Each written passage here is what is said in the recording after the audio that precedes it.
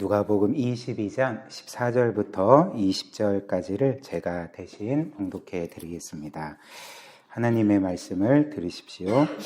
때가 이르매 예수께서 사도들과 함께 앉으사 이르시되 내가 고난을 받기 전에 너희와 함께 이 유월절 먹기를 원하고 원하였노라.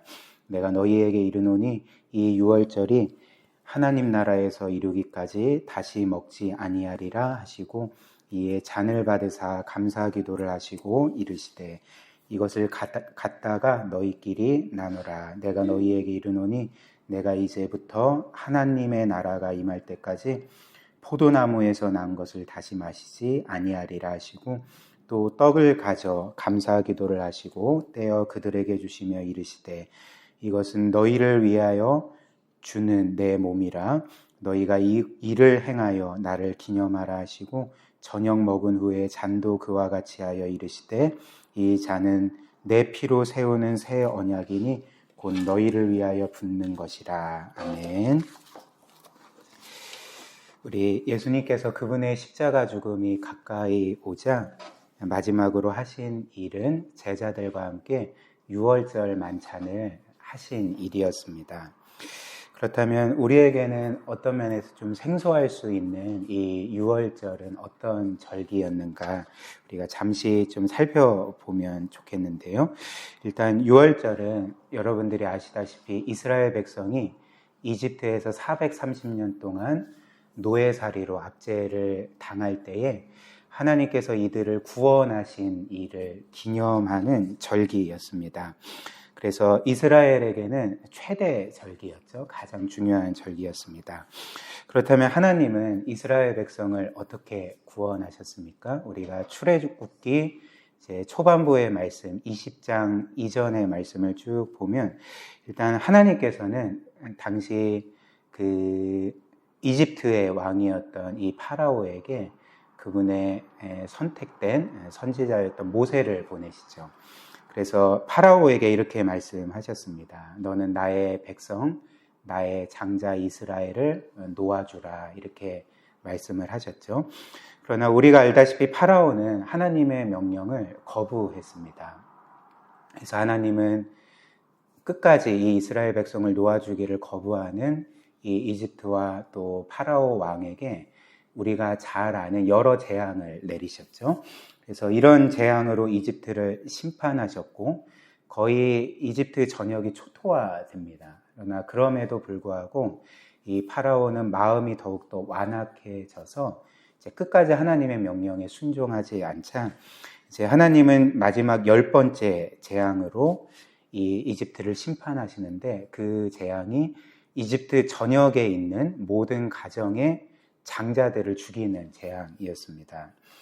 그리고 하나님은 이 10번째 재앙을 내리시기 전에 이제 이스라엘의 각 그 백성들에게, 각 가정에게 이제 모세를 통하여 이런 명령을 주셨던 거죠. 내가 이집트 전역에 오늘 이 밤에 심판의 사자를 보낼 거다. 그래서 각 가정의 모든 장자를 내가 죽이겠다, 심판하겠다. 그러나 너희의 장자들이 구원받을 수 있는 길을 내가 알려줄 텐데 그것은 너희가 이제 이집트를 떠날 채비를 다 마친 후에 어린 양 한 마리를 각 가정마다 잡아라. 그래서 그 어린 양을 누룩 없는 빵과 함께 그 고기를 다 먹고 그 어린 양의 피는 문설주에 발라라. 그리하면 나의 심판의 사자가 이집트 전역을 돌아다니면서 문설주에 발라진 그 어린 양의 피를 보고 그 집은 넘어갈 거다. 이렇게 말씀을 하셨습니다. 그래서 실제로 심판의 사자들이 이집트 전역을 돌아다니면서 심판을 할 때 문설주에 어린 양의 피가 발라진 집은 이제 그 피를 보고 넘어간 거죠. 오늘 우리가 부른 찬양처럼 이제 넘어갔습니다. 그래서 이런 이유로 이 유월절의 그 절기 이름이 유월, 그러니까 넘어간다라는 의미의 그 이름으로 지어졌고요. 그래서 영어로는 이것이 패스오버거든요. 그러니까 넘어간다라는 뜻인 거죠. 그런데 이를 좀 곰곰이 생각을 해보면 약간 이상한 점을 우리가 발견하게 됩니다. 지금 하나님께서는 10번째 재앙으로 누구를 심판하십니까? 이제 이집트를 심판하시는 거죠. 이집트의 장자들을 심판하시는 것입니다. 그렇다면 우리가 좀 생각을 해보면 하나님은 이집트를 심판하실 것이라면 그분의 심판의 천사들을 당시 이스라엘 민족이 모여 살던 지역이 고센 땅이었거든요. 그렇다면 이 심판의 사자를 고센 땅에는 보내지 않고 이집트인들이 사는 지역에만 보내시면 되잖아요. 그런데 고센 땅에도 그 심판의 사자들을 보내셨던 거죠.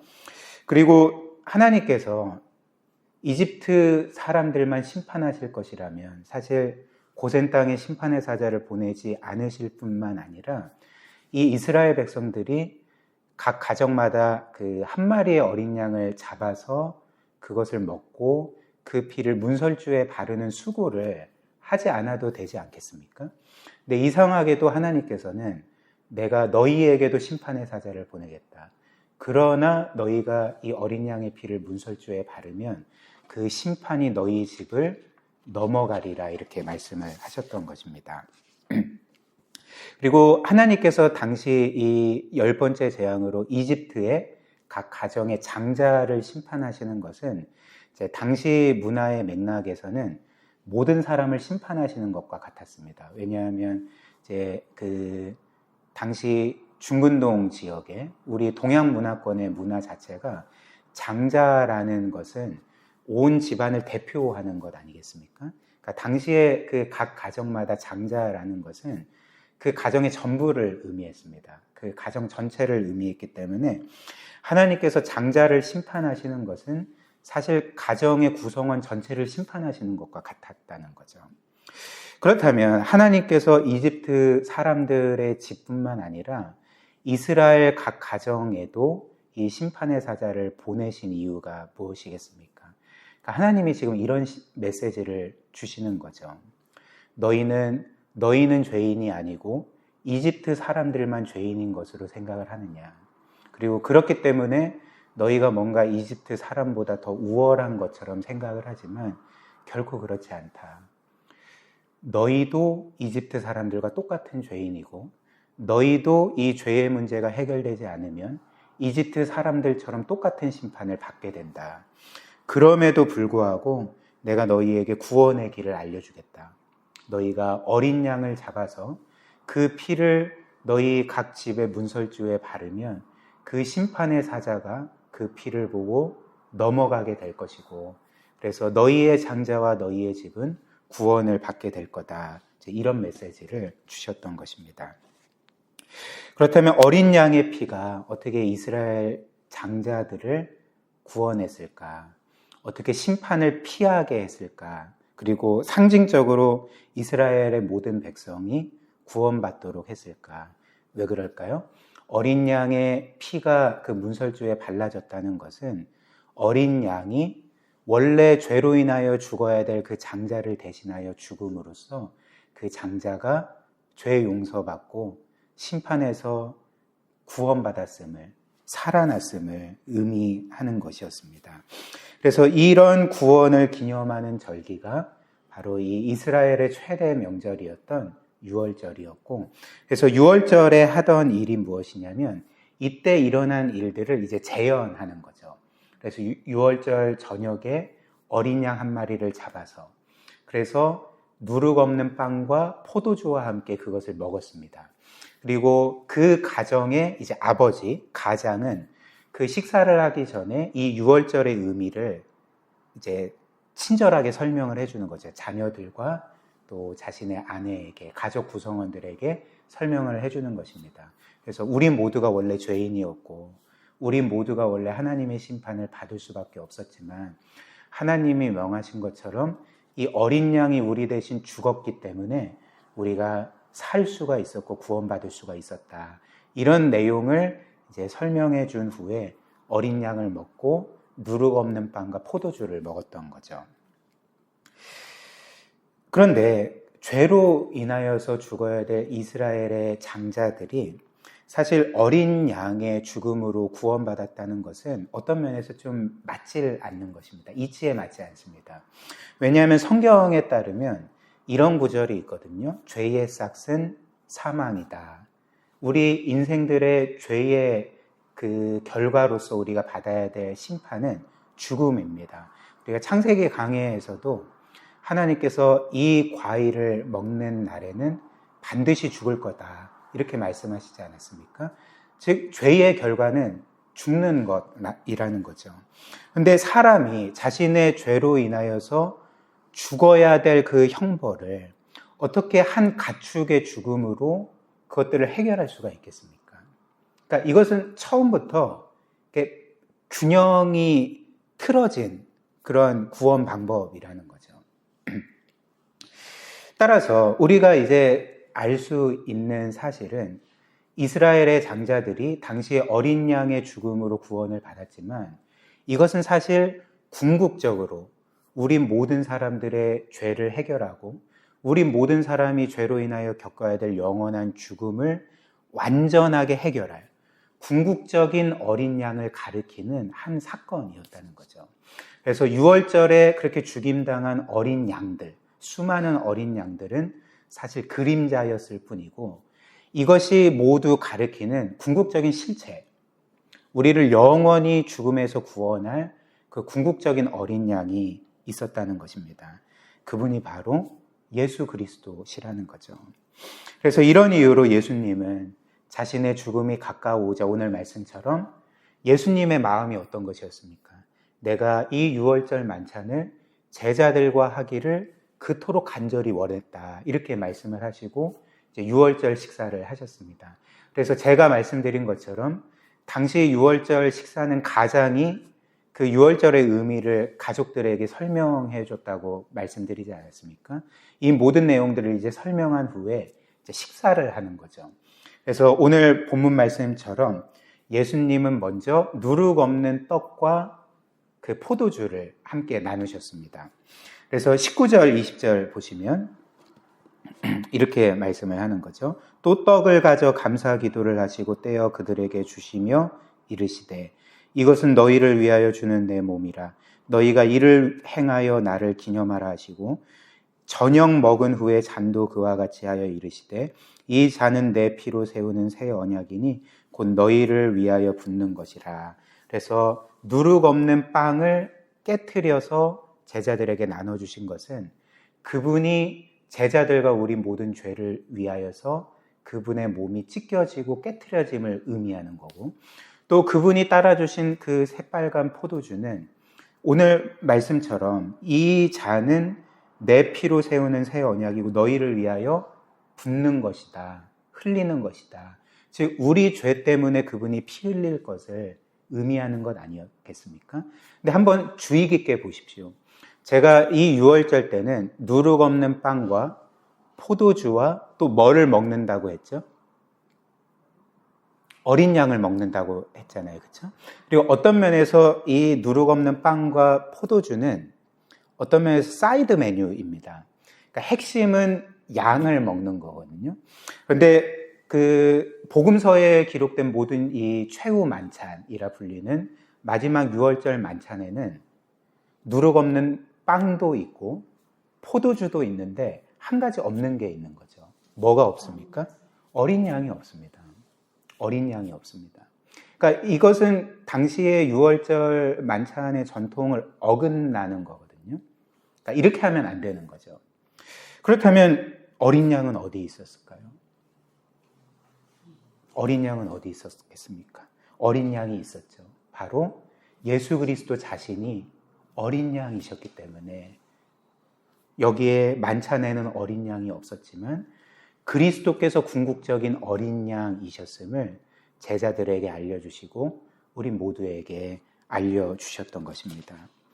그래서 주님은 오늘 이 본문처럼 제자들과 유월절 만찬을 나누시면서 이 떡은 너희를 위해 찢는 나의 몸이고 이 포도주는 너희를 위해 흘리는 나의 피고 그렇기 때문에 나를 기념하라 이렇게 말씀하셨습니다.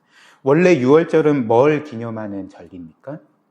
하나님이 그들에게 그 제공해 주신 그들을 위해 죽은 어린 양을 기념하는 절기입니다. 근데 지금 예수님은 이제 너희는 더 이상 너희를 위하여 죽은 어린 양을 기념하지 말고 나를 기념하라 라고 말씀하시는 거죠. 무슨 말일까요? 내가 너희를 위하여 죽어서 너희를 궁극적으로 구원하는 그 궁극적인 어린 양이다 라고 말씀하시면서 이제 나를 기념하라. 여기서 기념하라는 것은 기억하라는 것입니다. 나의 죽음과 또 그로 인한 너희를 구원한 것을 기념하라, 기억하라 이렇게 말씀을 하셨던 것이죠. 사랑하는 여러분, 예수님께서 오늘 나를 기억하라 라고 말씀하셨을 때 이 말씀은 이런 의미는 아니겠죠. 내가 너희를 위해 이처럼 고생하고 희생하고 어찌됐든 죽음까지 견뎠는데 너 나를 기억하지 않으면 내가 섭섭하다? 이런 말씀이 아니겠죠. 그렇죠? 주님께서는 너 나를 기억하지 않으면 내가 섭섭해할 거야? 이런 의미로서 나를 기념하라 말씀하신 게 아니었죠. 오히려 어떤 의미겠습니까? 너희가 나의 죽음을 기억하는 것은 너희를 진정으로 영적으로 살게 할 거다. 그리고 나의 죽음을 늘 기억하는 것은 너희에게 이 세상이 줄 수 없는 진정한 평안과 안식을 줄 것이고 이 세상을 넉넉하게 살아갈 수 있는 힘을 안겨다 줄 거다. 그렇기 때문에 너희는 나를 기억하라 라고 말씀을 하신 것입니다. 그래서 이 6월절에 주님께서 나를 기억하라 하실 때 그리스도의 죽으심이 우리에게 의미하는 바, 우리가 기억해야 되는 바가 무엇이겠습니까? 그러니까 첫 번째는 우리 자신이 예수 그리스도께서 하나님이신 주님께서 죽으셔야 할 만큼 심각한 죄인이라는 것을 우리에게 보여주는 거죠. 그래서 우리는 어떤 것도 자랑할 수 없고 내세울 수 없다는 것을 우리가 이 죽으심을 기억할 때 깨닫게 되는 바가 아니겠습니까? 그러나 동시에 이 예수 그리스도의 죽으심을 기억할 때 우리가 깨닫게 되는 것은 이처럼 어떤 면에서 심각한 죄인일 뿐인 나인데 그럼에도 불구하고 우리 주께서 나를 그분의 생명을 내어주시기까지 사랑하시구나. 그래서 나는 내가 생각한 것보다 훨씬 더 큰 죄인이지만 그러나 동시에 나는 내가 생각하고 상상할 수 없을 정도의 사랑을 받고 살아가는 사람이구나 라는 것을 우리가 이 그리스도의 죽으심을 기억할 때 깨닫게 된다는 거죠. 그렇기 때문에 우리는 때때로 우리의 삶과 또 우리가 행하는 바에 대해서 때로는 낙심할 때도 있고 또 실망할 때도 있지만 그러나 그리스도의 십자가를 기억할 때 우리가 깨닫게 되는 것은 그럼에도 불구하고 나는 우주에서 가장 중요한 분에게 이 우주 만물 가운데 가장 사랑받고 존귀하게 여김받는 그분의 자녀이구나 이것을 깨닫게 되고 또 때때로 우리는 우리의 죄 때문에 하나님이 과연 나를 진짜 사랑하실까라는 생각이 본능적으로 들지만 우리가 이 십자가를 기억할 때 우리 하나님은 우리 주께서는 내가 사랑받을 만하기 때문에 나를 사랑하신 것이 아니라 로마서가 말하는 것처럼 내가 죄인이었을 때 그분과 원수되었을 때 나를 사랑하셨고 그렇기 때문에 내가 사랑받을 만하기 때문에 사랑받은 것이 아니라 그 하나님의 놀라운 사랑이 나를 그분께 사랑받을 만한 모습으로 빚어가는구나 라는 것을 깨닫게 되는 것입니다. 오늘 주님이 우리에게 주신 이 말씀처럼 우리가 이 고난주간 가운데 주님의 십자가를 기억하고 묵상하고 우리가 얼마나 놀라운 사랑을 받고 얼마나 존귀 여김을 받는 하나님의 자녀인가를 우리가 기억하며 또 감사하고 또 그분께 모든 영광을 돌리고 또 그분께 순종하는 그런 고난주간과 이후의 삶이 되었으면 좋겠습니다.